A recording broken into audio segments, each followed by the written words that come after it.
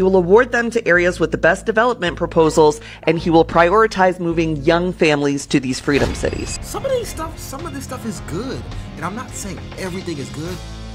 And here are the first 15 promises he has made if he is reelected.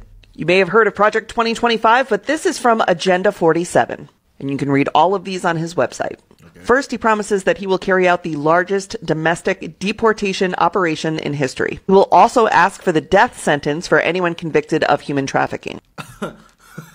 I mean, you shouldn't want anyone human trafficking in America. And when it comes to deportation, and correct me if I'm wrong, deportation refers to people who have snuck in the country illegally, such as illegal immigrants or aliens, as some people like to call them.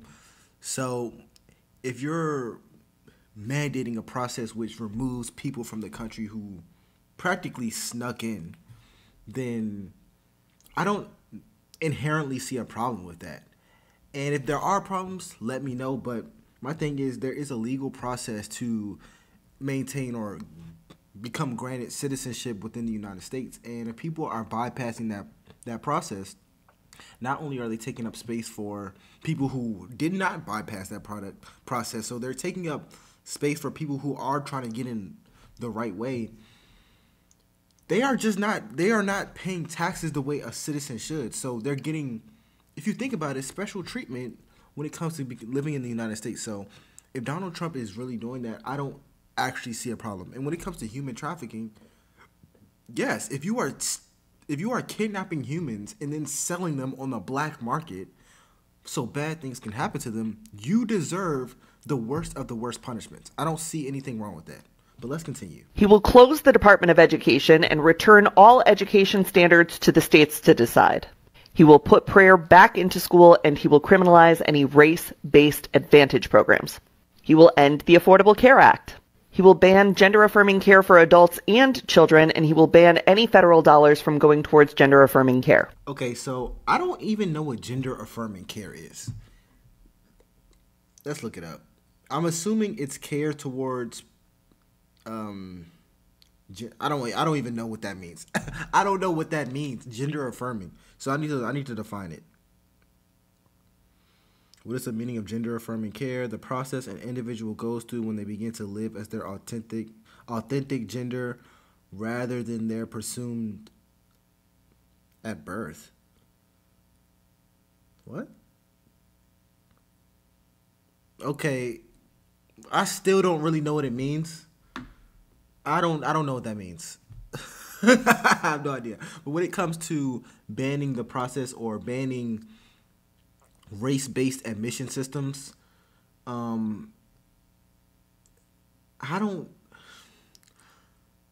is that really wrong? Like, here's my problem. There should not be a system in place that automatically grants somebody benefits specifically based off of their race. I think that is literally the definition of racism. Don't get me wrong. I think there are other factors that should be considered, such as economic standing. I think that should be considered. Maybe if you were from a two-parent household, that can also be considered. Maybe other things, but when it comes to sole race, I think that's a problem because, and I'm going to tell you why. Let's say you have a white person and you have a black person, and when it comes to affirmative action, it tends to push more towards minority, so that's why I use white and black. And the black person grows up in a two-parent household where both the combined income in the household is $300,000, and the white person grows up in a household where the combined income is $70,000, meaning both parents combined for $70,000. The black student will have a better upbringing simply because his parents make more and he has dual parents, whereas the white student will not. And I don't think you should solely give someone the benefit of the doubt just because they're black, because that does not automatically mean they had a harder time in life or they had less chances. But let's continue about what Trump is doing that's so terrible. Which means anyone with government-provided health care will no longer be able to access gender-affirming care except for Viagra and Cialis. Those will still be available. He will propose a constitutional amendment that gives a term limit to Congress. He will deploy the Department of Justice to investigate the Biden crime family and any of his adversaries or political rivals. He will immediately pardon all of the January 6thers, and he will create a task force to investigate anyone who arrested, charged, or imprisoned a January 6er. He will increase the penalties for underage criminal offenders, strengthen immunity for police officers, and deploy the National Guard to patrol woke cities. Okay, I'm not going to say I agree with everything he's doing, because some of the stuff he's doing, I don't even know what it is, such as gender affirming care. I looked it up. I can't even tell you what that means. But a lot of this stuff makes sense. Shouldn't you want a stronger police force? Because police literally protect people. Every day that I'm driving on highways early in the morning or late in the afternoon, I see a lot of accidents. A lot of accidents. And a few days ago, I was driving on the highway, and there was a really bad accident when I was merging onto the highway, and a police officer was in front of me. And you know what he did? He made an entire U-turn mid-highway. I don't even know how that was possible, just to help the people who just crashed. Risked his life to help them immediately. So, yes, I think they should get more funding, because they risk their lives day in and day out. Just something that simple. Somebody could have hit him while he was going to help them. I wouldn't have done that. But anyways, I don't see a problem with a lot of these, but let's go. On day one, he will reassess our participation in NATO and says that every European country needs to pay the United States for protection. He will also restore the wonderful travel ban for Muslims coming to America. He will build freedom cities. This is 10 new cities built on federal land.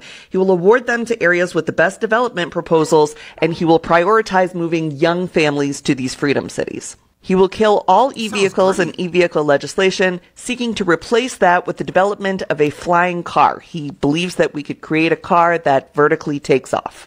He will remove all of the limits on American natural gas exports and drill baby drill for oil domestically. He will impose a tariff of up to 60% on Chinese imports. He will extend the 2017 tax cuts and drop the corporate tax rate from 21% to 15%. He will push Congress to pass legislation that would give every American the right to concealed carry anywhere at any time. Some of this stuff is good. And I'm not saying everything is good, but if this video was made to banish or to not banish, but to bash Donald Trump, it's not doing what it was intended to do. I don't think you're doing what you wanted to do. And he will revoke any gun restrictions or legislation that seeks to inhibit people's ability to own guns that's been passed in the last several years. He will demand that Europe pay back all the money we gave Ukraine, and then he will use all of that money to recruit for the American military. And he will take billions and billions of dollars from private university endowments by taxing, fining, and suing the universities. He specifically names Harvard in this one. And then he will use that money to create the American Academy. It is a free online college that will be free of wokeness that he will force employers to recognize as a bachelor's degree equivalent. This stuff sounds amazing.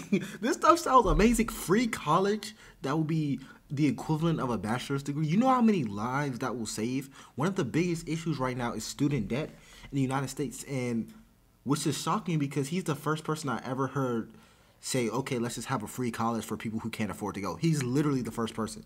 And I know people are going to say, what about community college? My thing is this. There are online institutions now, meaning online schooling exists. But he is the very first person I have ever in my life heard say, maybe we should offer an online degree, which is 100% possible now for people who cannot afford to go in person. And they don't have to take out any loans.